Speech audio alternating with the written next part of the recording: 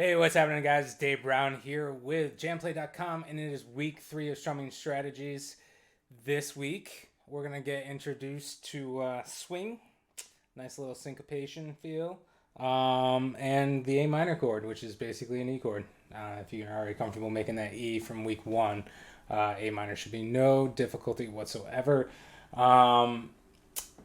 We tried to do the questions and the answer at the end of the last week's class, and we got foiled by technology. So I'd like to address some of those questions, and by some, I mean all of those questions right now, real quick before we get started. Again, this is a beginner's course, essentially. I'm just getting up and running, teaching you how to switch chords, how to strategize, and get better at just being able to play some basic progressions, whether it be at home or around a campfire or what have you. Regardless, thank you for hanging out. So last week's first question was, how can I continue to practice rhythm even when I'm not playing guitar?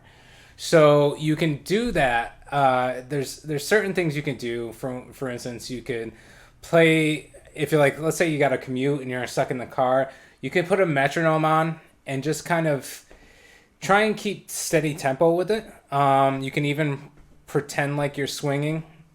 Not well. Today we'll swing a little bit, strumming specifically.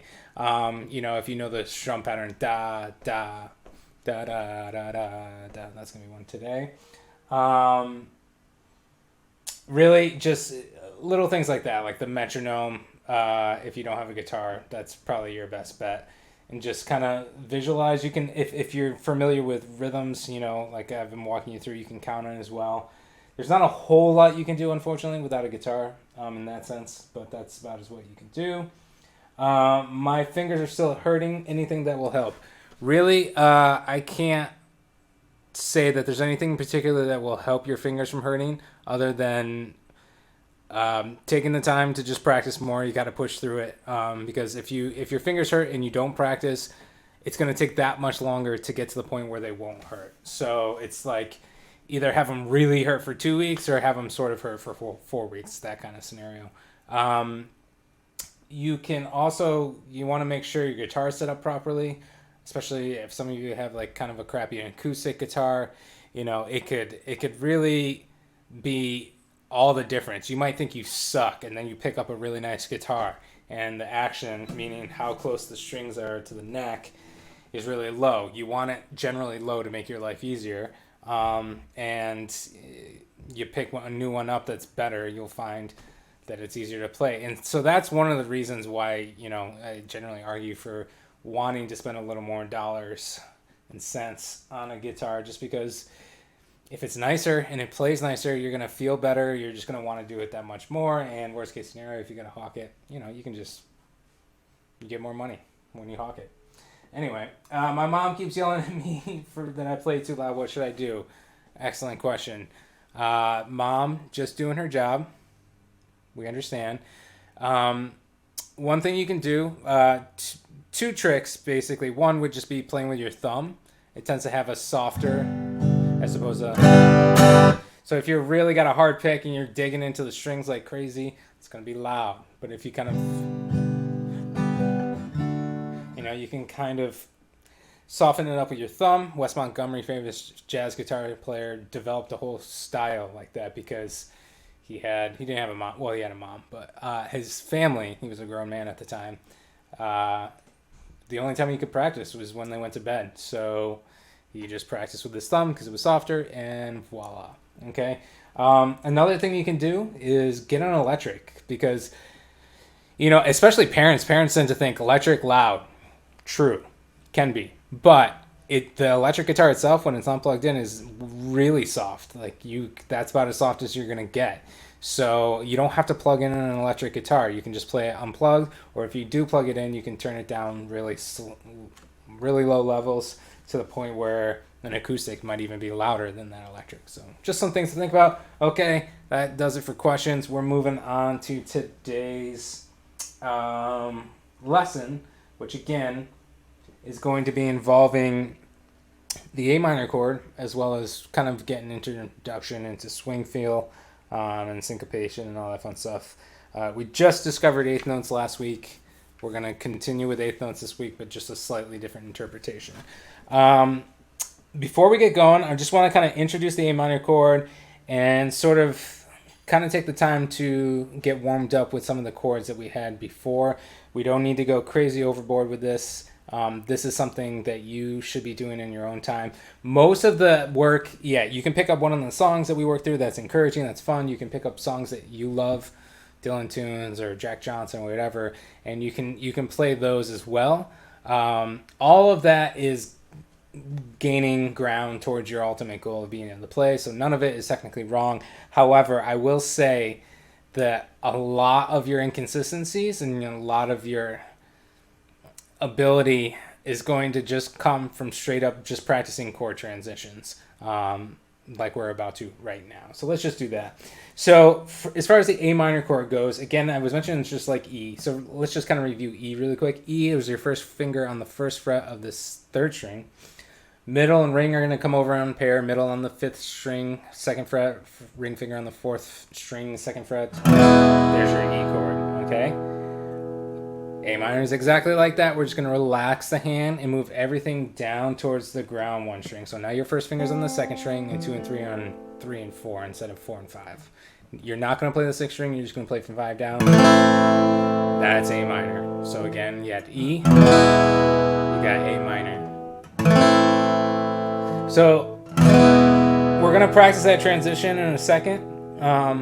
But I find that anytime you have the exact same shape and you can kind of just see if you can hold the shape while moving is a really good thing to teach your hand to be able to do, because that's what most of the stuff is just being able to, especially like going from G to C, is being able to hold a little piece of it, not have your hand freak out and have to start from scratch. You want to be able to keep pushing forward. But anywho, we're going to go A minor to C.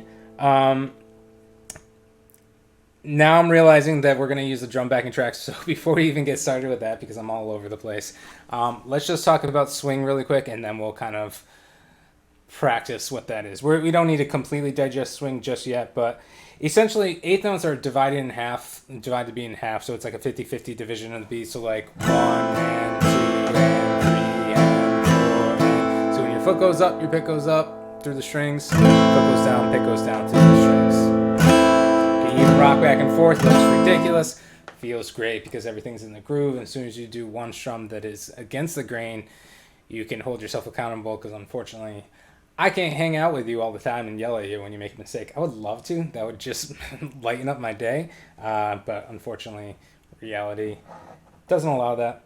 So as far as the swing goes, instead of a 50-50 division in the beat, it's more of a 66-33. Which is essentially a triplet. So you could go 1 and 2 and 1. Triplets would divide it in 3, so da, and so what a swing does is it kind of gets rid of the middle one, da, da, da, da, da, da, da, and falls in. And so again, 66-33 division of the beat. It's almost like a heartbeat, and you tend to, whereas normally with eighth notes you'd think 1 and, 2 and, 3 and. With this, it's more like 1 and 2 and 3. Like it falls in like a heartbeat. And you'll feel it kind of has a little bouncier feel. Bottom line is, you know, the exercises we're going to do today, the songs we're going to work on are totally going to help ingrain that, I hope. And the backing tracks that I'm giving you some extra drum beats today to kind of practice your transitions with, those are also going to have that feel to it.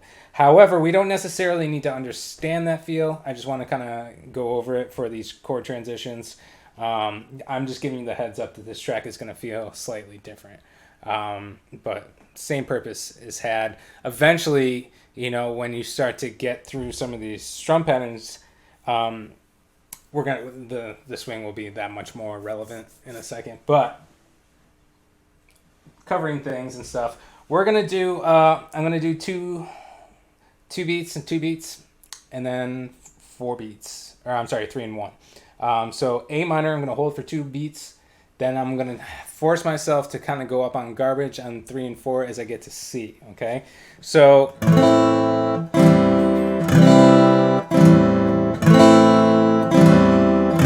Now with that, I don't want you to make complete garbage, because your index and your ring are already right where they need to be. You really just need to move your ring finger. So that's going to be a really easy win for us today. Again, I'm going to do 4 times through, 2 beats and 2 beats, at 42 beats per minute. Actually, this one's pretty easy, so let's just do 2. I'll do... No, we need to do a decent amount. I'm just worried. I would do this all day. I'm just worried I don't want to run out of time. So let's stick to the plan. 4 times each, 2 and then 3. But you can keep still doing 2 if you need that extra time.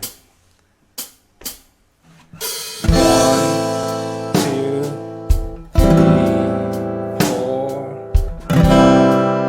2, 3. I already screwed it up. Why? Garbage. This one's pretty easy. I'm just abandoning the plan. Here we go. Okay, 3 and 1. 1, 2, 3. Off strum with your ring finger. C. 2, 3. Off strum. 1, 2, 3. Off strum and C. 2, 3. Off strum and minor. 2, 3. Off strum and C. 2. I think you guys get the idea. That one's a pretty easy win. Getting to and from the A minor is probably going to be a little more difficult just because it's new. So let's move on to A minor to D. Again, this is at 42 beats per minute. If you keep practicing and getting faster and faster, that's just going to help your game across the board. So the transitions are arguably the most important thing that you'll practice all week, all last week, and all the week before. Okay, let's go A minor to D. There's no strategery here. Again, we're just building the D with the claw first and the ring finger in between. You have to kind of start from scratch with the A minor. Again, there's 3 fingers, so your first finger is going to be the single finger, and that's going to go down first, and 2 and 3 are the pair thereafter. So garbage.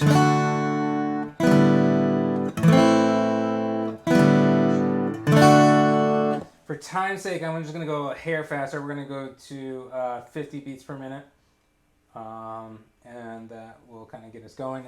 This time I will adhere to the 2 beats first, since we're going a little faster and it's a more difficult change. So ideally we're going to do 4 times each. 2 beats, 2 beats, 3 beats, 1 beat.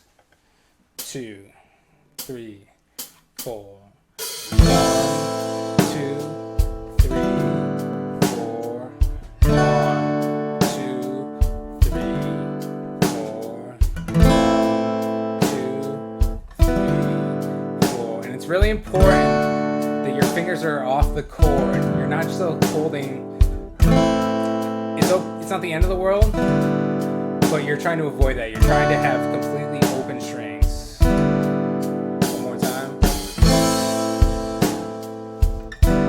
I think I already screwed that up, but let's do 3 and 1. Here we go. After this, 3, 2, 3, 4. 1, 2, 3, 4. 1, 2, 3, 4.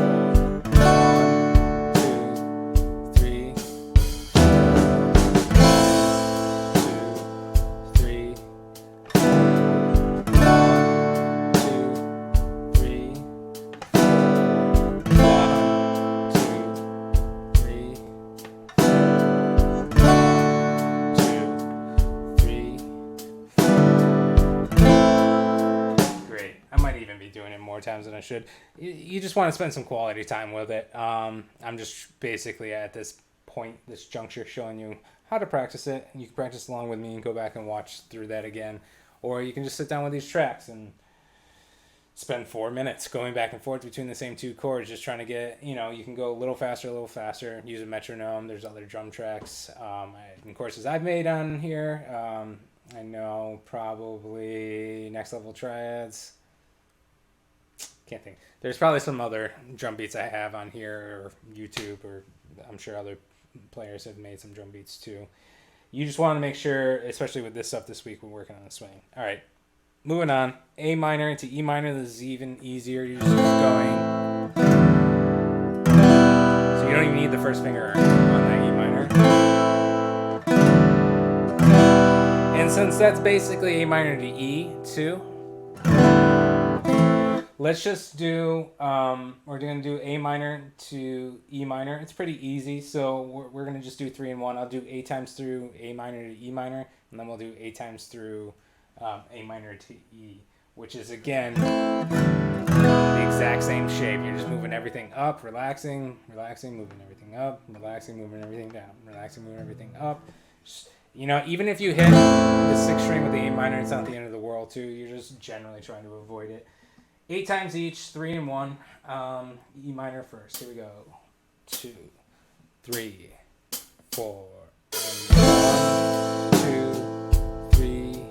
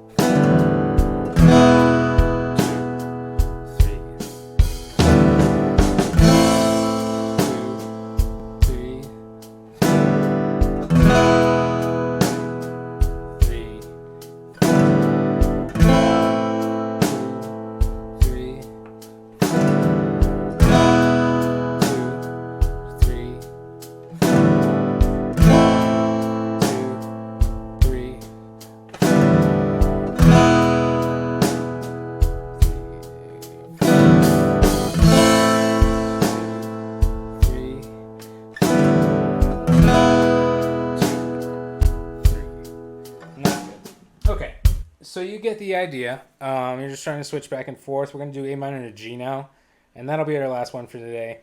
A minor to D is not going to come up during one of our songs, but it's probably a little more trickier. I tend to teach, one of the first songs I teach is like Knocking on Heaven's Door, which is just G, D, A minor twice, G, D, C. I'll allow you to figure out the strum pattern, but if you want to learn that song, that's a good one to go from D to A minor. Friend of the Devil.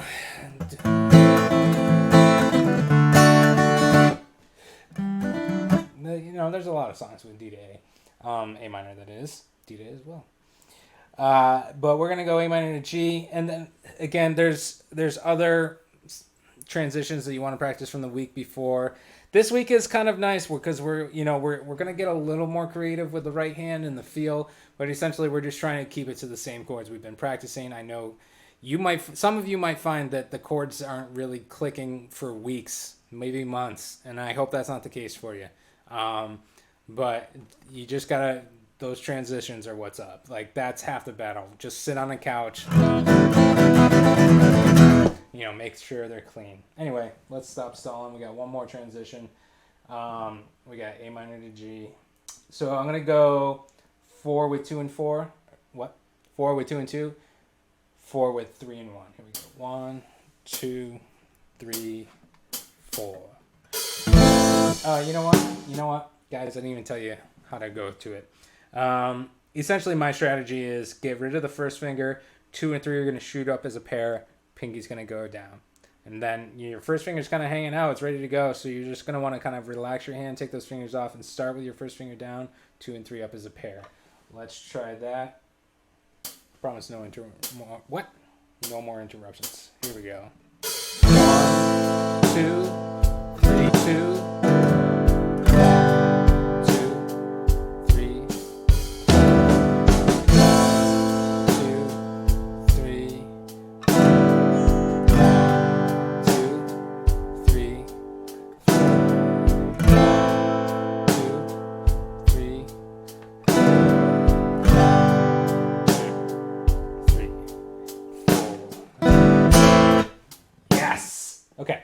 So that's the general idea of switching. Again, so if you're doing it on beat 4, you want to even start to push it just to the end of 4. So what would that sound like? Let's just hear it really quick. So I think I just did it actually. 3 and 4 and 1, 2. Now 1, 2, 3, 4 and 1, 2, 3, 4 and 1, 2, 3, 4, 2, 3. So that's what I would do. Is I would just get really comfortable at just doing it at least on beat 4. But beat 4 is about half the tempo you would have to do it in a general strum pattern because most of it's on the end of 4. So really push the tempo with 3 and 1. And then once you get to the point where you're feeling pretty comfortable, even at maybe even 100 beats per minute, you found a backing track or you're just playing with a click at 1, 2, 3, 4, 1, 2, 3, 4. 1. At 100 beats per minute, that's essentially going on the end of 4. So, once you're comfortable with that, get back to 42 beats per minute and 50 beats per minute and just see if you can hold it for 3.5 beats. And then on the end of 4, that's when you would do the up strum. That's going to allow you to get to the next chord when you start doing these strum patterns. Okay. So speaking of strum patterns, I got 3 of them for you today. We're generally going to be using them in some of the songs. But they're independent too. It's good to kind of check out. But again, back to that swing feel. Instead of 1 and 2 and 3 and 4, it's more 1 and 2 and 3 and 4. So I would just take the time to just establish the swing against these backing tracks, non-stop eighth notes like.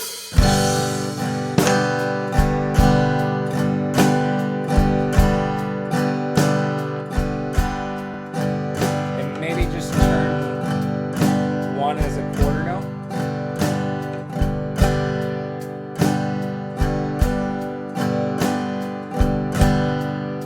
So that's beat 1 as the quarter note, beat 2 as the quarter note, 1 and 2 and 4 and 1 and 2 and 3. Beat 3 as the quarter note, 1 and 2 and 3,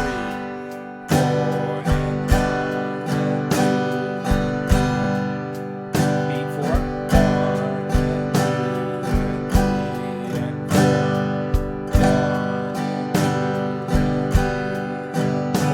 Now, some of those might be practical strum patterns to you, and some of them might not be. It doesn't matter. What you're trying to do is kind of teach yourself how to strum nonstop and then to leave space in between while keeping the hand flow. So, like, for instance, when we're doing 1, it's 1 skip. 1 and 2 and 3 and 4. 1, 2, 3. So it's very important not to get caught. Like 1, like... It's a non-stop, relaxed flow pendulum scenario on your right arm. So that's what you're shooting for. Strum pattern number 1. Let's just kind of check it out. It's got a quarter note followed by a dotted quarter note. So you're going to play on the first 2 beats. 1, 2. And then that dotted quarter note says we got to hold through beat 3. So we're going to skip over the downbeat of 3 with a down strum. So 1, 2, 3. Just practice that. Three strums with the third one you miss. 1, 2, 3. 1, 2, 3. Okay, 1, 2, 3. Now, by falling right below that strings, we're going to play on the and of 3, which means we're strategically set up to just do an up strum right then and there. And then we got 4 and. So, up, down. So in total, it's 1, 2, miss. Up, down. 1, 2, 3. 1, 2, 3. 1, 2, 3.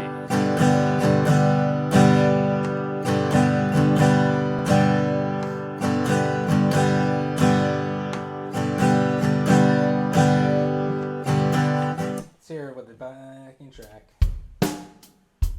Let's just start it over. 2, 3, 4.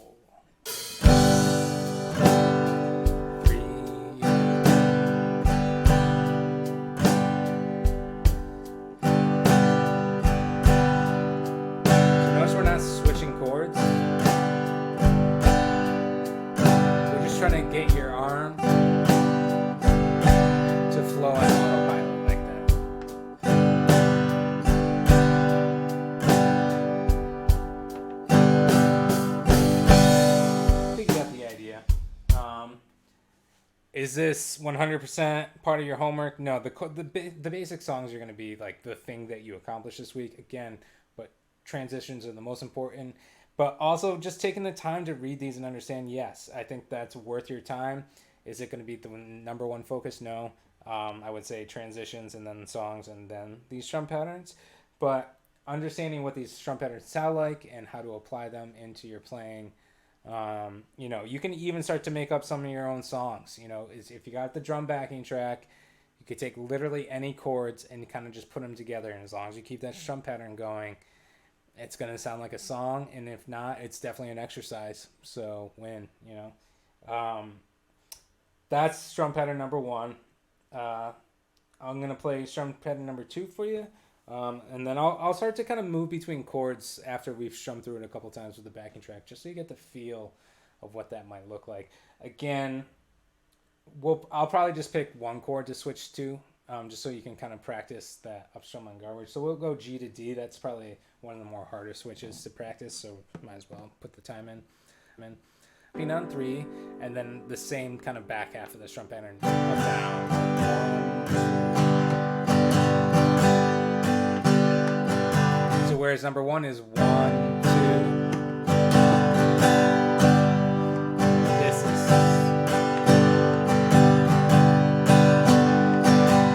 So they could be paired together nicely. You could switch back and forth with them too. That's another really good exercise. Is just taking one chord and then switching between strum patterns.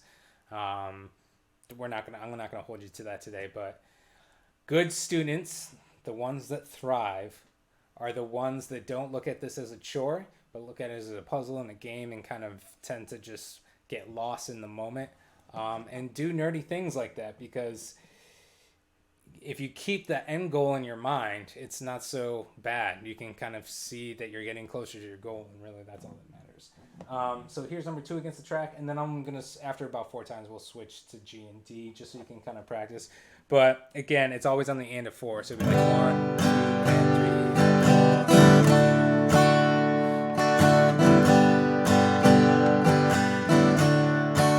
So it's gonna move quick. Let's go a little slower. We'll go to the 42, just in case some of you want to try that, but you don't want to be completely left out because it's too difficult. Here we go. Wait, what? Hold on, I'm talking. 1, 2, 3, and 4, and...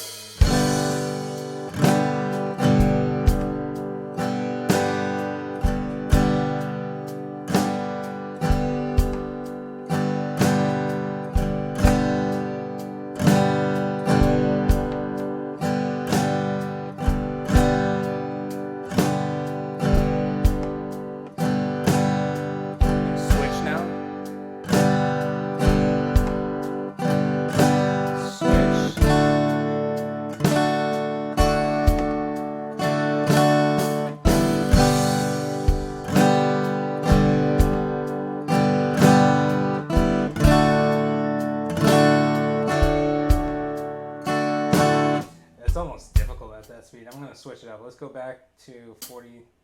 Just kidding. Let's go back to 46. No, I'm sorry, 50. 3 and 4 and... Wait. Hold on. Guys. Here we go. 2, 3, 4, and...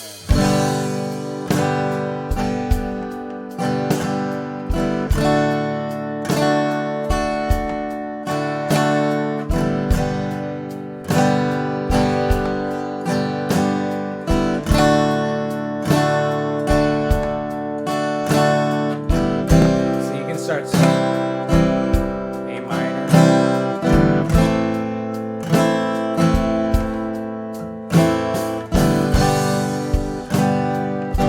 Sorry, I started to sound like wish you were here for a second.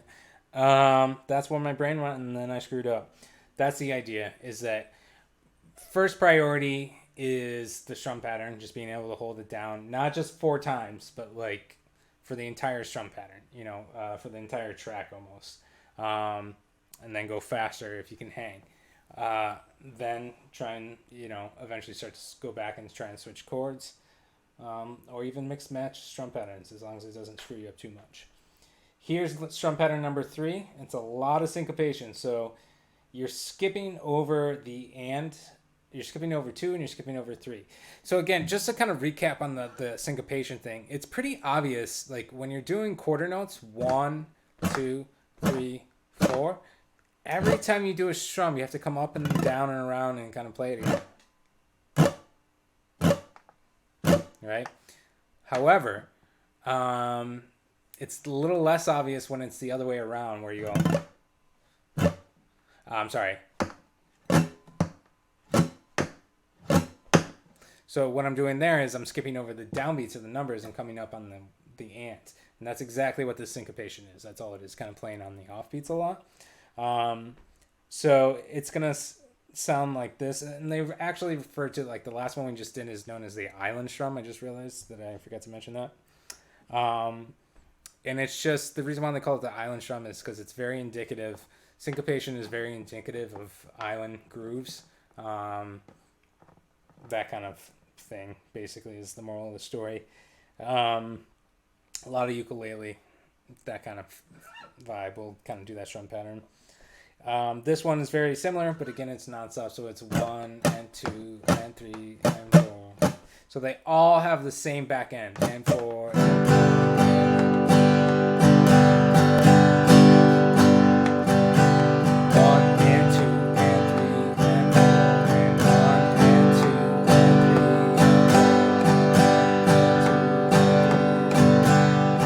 Here with the track, and then I might switch after a couple times. 3 and 4 and...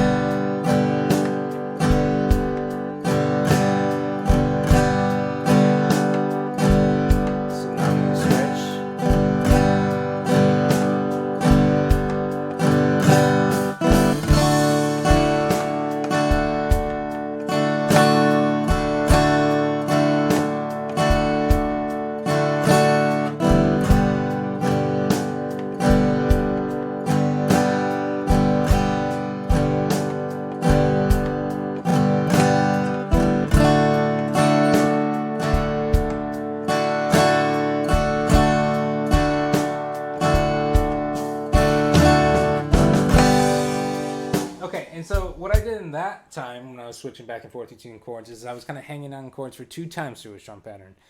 You know, that's the beauty of all this. Maybe that seems confusing. Some of you need to be kind of had your hand held through this whole thing, which I should be walking you through step by step for sure. But at the same time, you can see how it's customizable. Like you can see exactly how, and only you can tell yourself, unless you have a teacher in the room, that it's time to move on or, whatever. You have to be honest with yourself. You can record yourself. All you are concerned with is accuracy, okay? Steadiness and accuracy. If you don't have that, you're not ready to up the ante. So ways you can up the ante, again, if you're practicing switching, you can do 2 and 2, you can do 3 and 1, you can do 3.5 in the and of 4 to get to the next chord, but like essentially like a strum pattern would. And then, or you can bring up the tempo, okay? But if you bring up the tempo, you might find that you need to kind of dial it back a little bit and just start switching on 4 if you were already doing the and of 4. If you're hanging with the and of 4 and you like switching chords, but you find that if you do it every single strum pattern, every measure, I should say, every bar, that it's too much, and that's when you start to fall apart a little bit, then it's okay to do, 2 bars each on each chord, or 4 bars each on each chord. Anything symmetrical, 2, 4, 8, that kind of a thing. And that way you're switching chords, but you're still kind of relaxing and kind of settling into that strum pattern in the right hand a little more, and not having your left hand freak you out.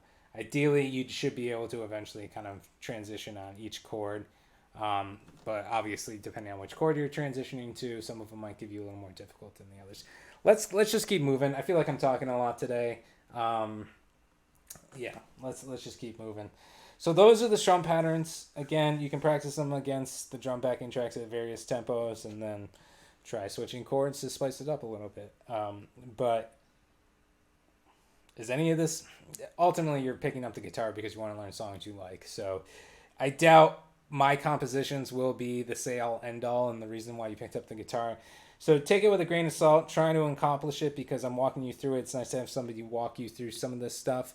But ultimately, as long as you're like just keeping at it, practicing strum patterns, practicing transitions, you will get there. Okay. So today's song, our first song is Que Pasa. And it is very, very reminiscent of a early 90s hit that by the English title. But we won't get into that today. We're going to kind of combine a couple different strum patterns. It's going to be like an A-B scenario on each chord. One of them is from last week and one of them's from this week, except it's swung this week, so it's a little different. So again, if we're just taking a look, it's going to go G for 2 bars, A for 2 bars, C for 2 bars, which is a very easy transition, and then we're back to G. So again, really practicing that 2 and 3, relax, moving up to G. The first half of the strum pattern is just 1, 2, and 3. I'm sorry, 1, 2, and 3, 4. Okay, so pretty straightforward. 1, 2, and 3, 4, and quarter, eighths. Okay, and then that's going to combine with strum pattern number 3 from this week. So as soon as we do that, again, down, down, up, down, down, up, down, up, down. Okay, so again, that second half is down, up, down, or 1 and skip, and skip, and down.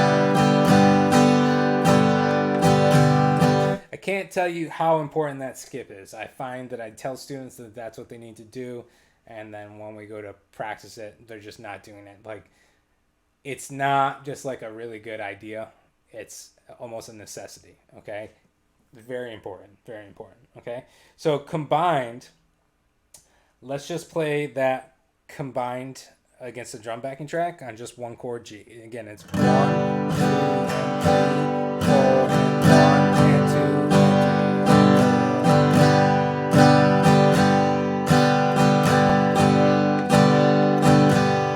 2. Okay, so let's hear it. Again, we're back on it. This 50 beats per minute. 2, 3, 4, and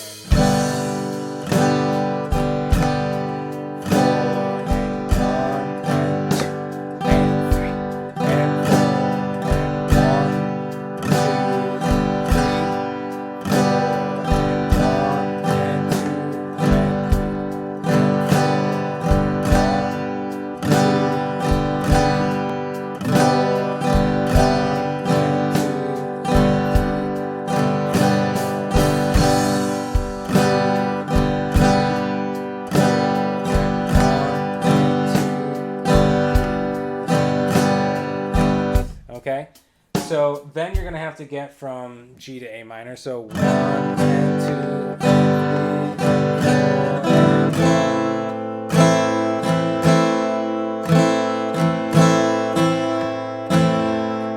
Go back G. Sorry, I can't talk and play at the same time. So, I mean, it's worth your time to take it and just like loop G to A minor.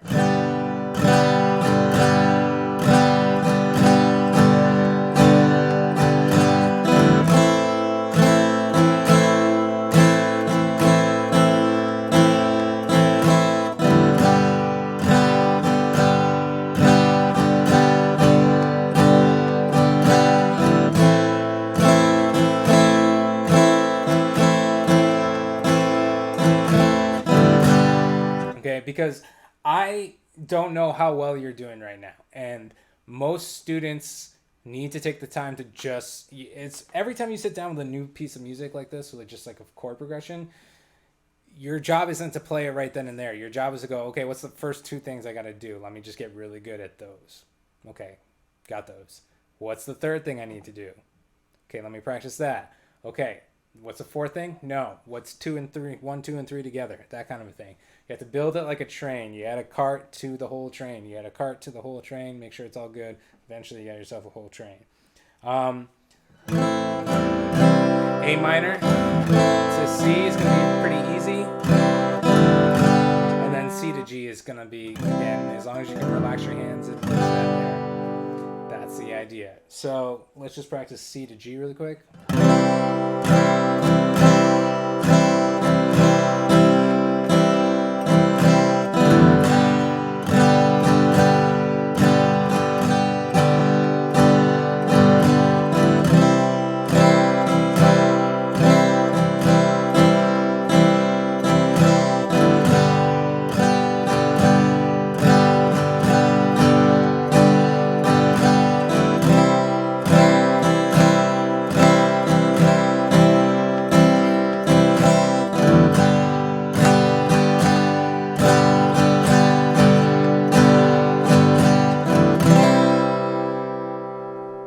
Okay, that's the idea. G, you're going to get to play G 4 times in a row because it's the first and last chord, okay? So I'm just going to say let's go for it. And what was track number 20? 7 minutes long. I should have carved that down a little bit, but everybody needs some time. So again, here we go. We're just going to kind of play through it a whole bunch of times. It's G to A minor to C to G and then repeat. So as far as understanding where you are, because sometimes that can get confusing if the first chord's the last chord. After you've played C to G and you're on G, after you've played a 2-bar phrase, that the first two, well, it's just one whole phrase, you need to be able to sever that in your mind like it's, you know, a big long pepperoni thing, some cured meat of some sort. Cut it off, throw it away, then you have the next bit, okay? So it's not like confusing. You're like, well, did I make a mark there? No, you're just starting from fresh. Hopefully that makes sense. God, sometimes I question my own abilities. Here we go.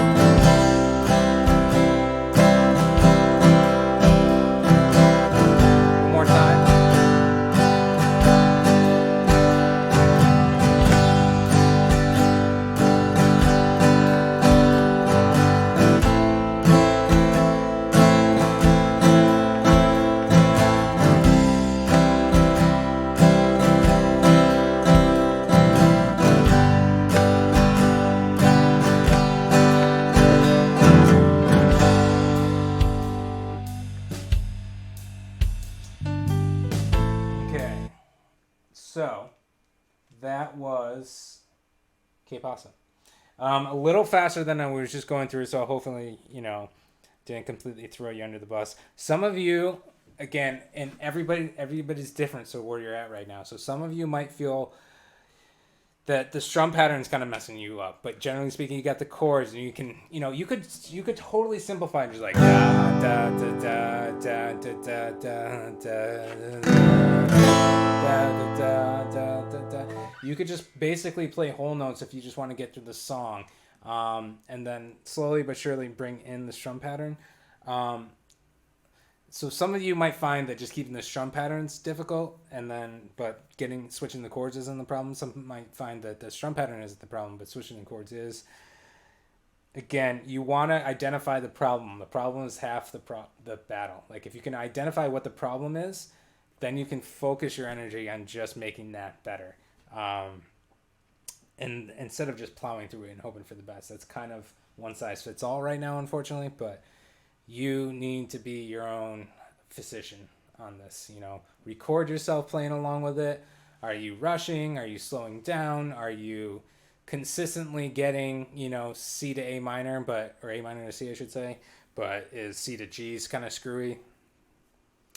Identify what the problem is and only practice that problem till it's smoother, and then everything's nice and even. You don't have one thing that's like subpar. Everything's on the same level, and then bring the whole thing up. That's the tune. If we got a little more time, we'll go over it. There's another song I just want to kind of practice, honestly. So if you're kind of taking the time this week and you need to prioritize, just pick one. I'd rather have one thing awesome than two things okay, kind of a thing. But they're all just essentially just excuses to practice these transitions, okay? This time, the song number 2 today is essentially a rip-off of the classic Wagon Wheel. I'll admit it. But I switched the chord towards the end, so it's slightly different. Again, the progression, it's going to be the strum pattern number 1 from today. So if we're on a G chord, it's 1, 2, 3.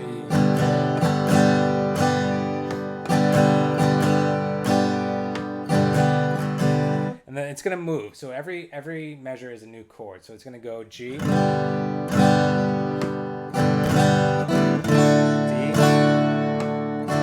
minor,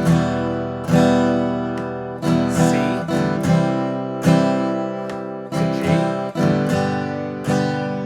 to D, to C, to A minor. So when you go up on garbage in between C and A minor, I only want you to move your middle finger, okay? So likewise, coming from the other one, A minor to C and K pasa. But that's the idea. So I mentioned before, but you can play these along with the drum backing tracks first if you're not comfortable playing along with the specific backing track for this song. So here's what that would sound like at 50 beats per minute, just with a generic drum track. See if you can follow along. What I would also memorize, I just gave the answer away. What I would also do is memorize the chord progression, because if you're having to look, if you're not comfortable making the chords and you're not comfortable reading the music, but you still find the need to look at the music, there's so much wasted energy and middleman taking things out that you need to just memorize the chord progression. So maybe you just even memorize the first half. So G, D, E minor, C, and just really try to memorize it, because that's going to allow you to be able to play the song faster, or even in time at all. So here it is at 50, 3 and 4 and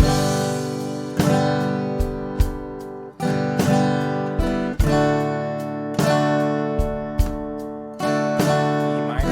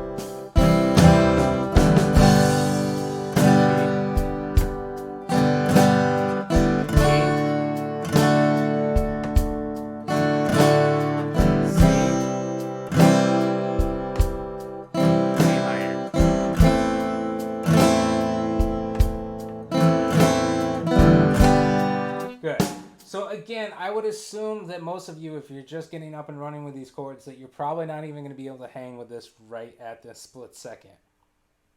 It's to be expected. It's okay if you can't. But if that's the case, again, just take each one of these individual things. So just G to D. I need to get good at G to D.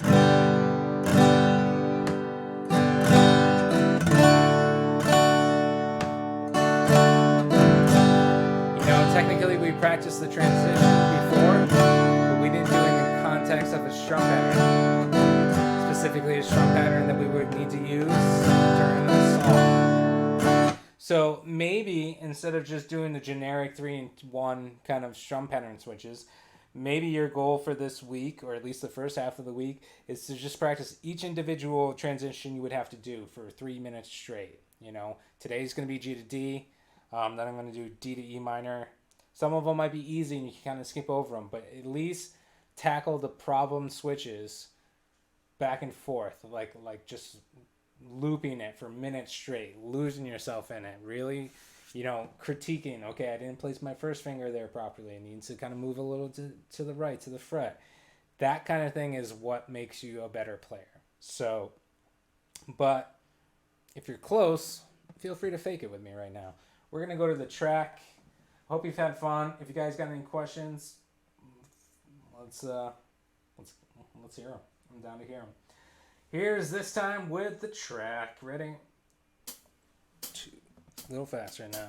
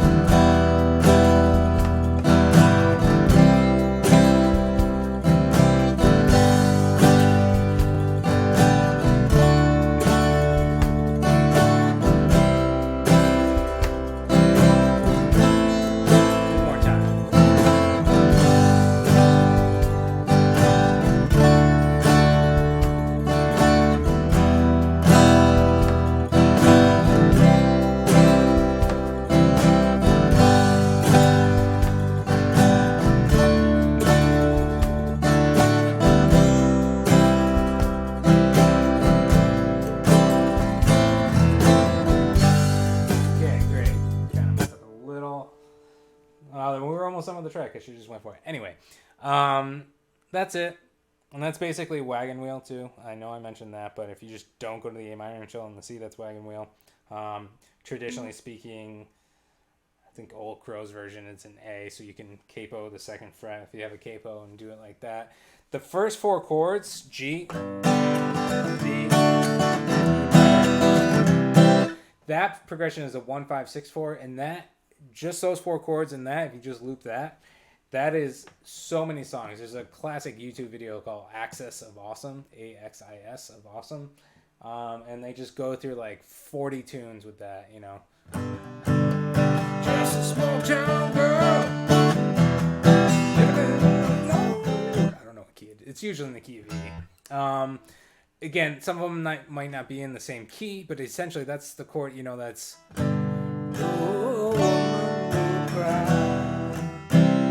It's Let It Be by the Beatles. It's just a crap ton of songs. So again, even if, in conclusion, before we take some questions, hopefully we can get some questions, even if you're struggling today, do not get frustrated because it's annoying little simple work that you just need to do. You just need to sit in front of a couch and a Netflix marathon and go back and forth. You just need to sit with these backing tracks and just constantly push yourself, get stronger. Because once again, 0 to 10 is kind of slow, but if you get a bunch of these chords under your fingers and you know your right hand's not really screwing you up too much and you can hold down a groove, then all of a sudden you went from like I can sort of play 2 or 3 songs to I could potentially play hundreds of songs if I just take a moment to repurpose the information I'm already good at, kind of a thing. Hope that makes sense. Hope you're having fun. Let's check on them questions.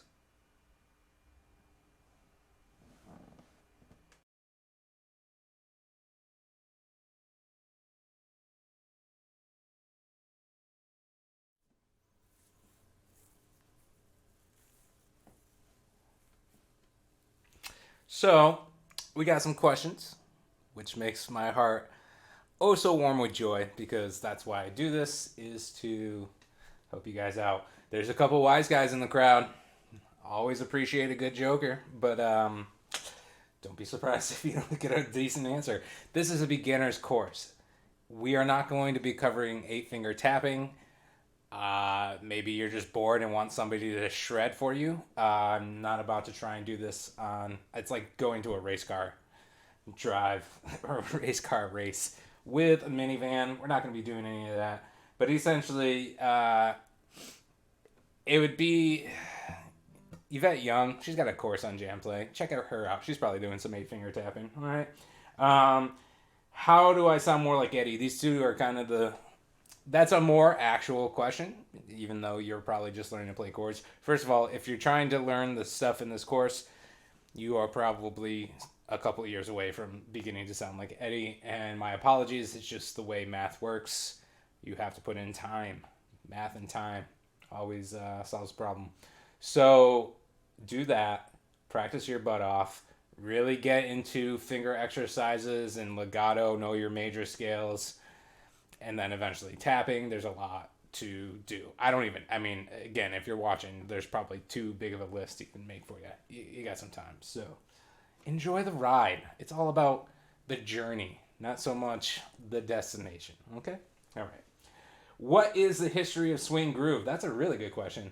I'm probably going to give you a partial credit answer.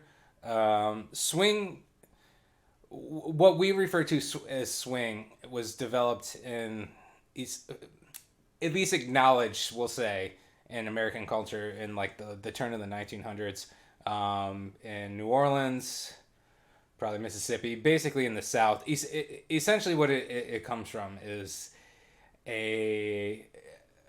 I don't know if it's 100% African descent or just a sort of blending of African and European influences that have created the swing feel. But it's been there. Again, it's like a heartbeat. It's not a part of our vocabulary as humans. So the origins might go back to ancient times. So, but as far as popular music is concerned, it wasn't a part of Eastern European or Western European influences. It came from African descent. So essentially, the bulk of it, if not all of it. So yeah, turn of the 1900s when jazz first started bubbling up in blues, essentially. What is the biggest challenge when learning chord transitions? I would say learning how to relax. There's a couple of different challenges, and I've addressed them on multiple occasions, but it's always good to recap. Again, you want to relax before you move the chord. It's kind of like pushing against the wall and then having some take the wall out from under you. All that force is applied, you're going to go flying. But if you're just kind of relaxed against the wall and somebody pulls the wall out from underneath you or from the side of you, however you want to think of it, it's not going to really affect you. So it's really good before, don't slip. You want to kind of just relax the hand and then move it, okay? Utilizing the upstrum on garbage is also a very, very important thing to do. It's going to buy you some time to get to the next chord. And if you are squandering that time and still hanging on to the last chord, you're you're doing yourself a disservice. And also the practicing slow. If you're practicing fast, you're practicing tension, you're practicing mistakes, you're practicing all this stuff. You need to, if you're, it's like the Matrix, man. If you go slow enough, you can dodge a bullet, or fast enough. What's, you know what I'm saying? So you want to just take things slow, practice those up on garbage transitions, and relax, and a billion repetitions. That sounds like a winning recipe, if you ask me. Do you ever get bored playing the guitar? No. How do you stay motivated? Okay, so this is the second part of that question is a particularly important thing to address. Um, do I get bored? Uh, I might feel less motivated on some days, whether it's I'm tired or my back's bothering me or what have you. Or if I just played a bunch of gigs and I just taught a bunch of lessons and I'm just kind of burnt on guitar. But there are almost at least once a week I see something where I'm just like, oh, you know what I'm saying? And that's where it needs to be. Still, it's been 25 years and it still gets me, you know? Um, I think that is the biggest important thing. I tend to teach, I don't know if this is sort of reluctance on my part. I know Jan Play's formula is to do like very specific exercises, and we're going to do 3-minute repetitions of this, and I should be teaching like that. That's a very goal orientated, proven way to get to the next level. You have to do very incremental things. Keep your eye on the prize, but generally speaking, eyes down on the road, you know? I don't know if it's reluctance on my end or just because I appreciate this type of player, but I like to think bigger picture when I teach almost. Just because that feeling of there's so many guitarists out there, so many freaking guitar players out there, and welcome all of them. They're great. The guitar is awesome. If you're picking up the guitar, you're probably a decent person too. Not a guarantee, but we're on the same page probably. And it's really important to be 100% just thrilled by it. You know what I'm saying? The people who don't do well, like I've had like, especially little kids, like I've had like kids that are grade A students and like they do everything to please their parents and they practice because it's the chore and it can't be like that. It has to be a mystery. It has to be a puzzle. What keeps me motivated. So there are two types of players. I'm sorry if I'm rambling, but I'll talk about this stuff all day. There are two types of players. You're always going to come across a problem when you're learning an instrument, and one player will look at the problem and go, "That's a pain in the butt. I want to go play some video games or something." The other person will look at the problem and go, "Well, now I know what the problem is. So as long as I just check that off the list, I won't have to worry about it again." And that's the kind of player I was. I was always excited. Something like pulled me in. I was like, that sounds amazing, and I know if I put the work in, I can do it too, and then I'll just always have that as long as I keep going. And that's really what keeps my interest going, is like being excited about wanting to learn the music that excites me. It has to be a passion from within. It doesn't have to be. I don't know, but if it's not, it's definitely not money. That's for sure. It might be women, it might be just as an excuse to jam with your buddies and hang, or females, men as well. Sorry, I didn't mean to exclude anyone. But the opposite sex or the same sex, we're going down a different road. Whoever you're trying to impress, that could be the motivation.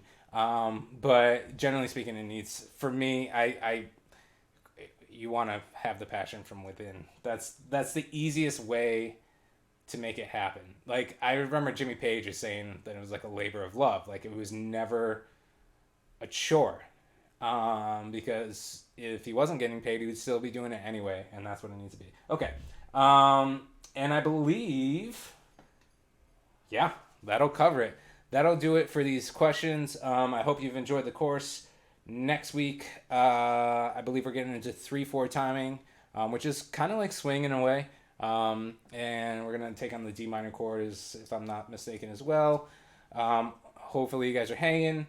If you have any other questions, come hang out again next week, and we'll see you then. Gonna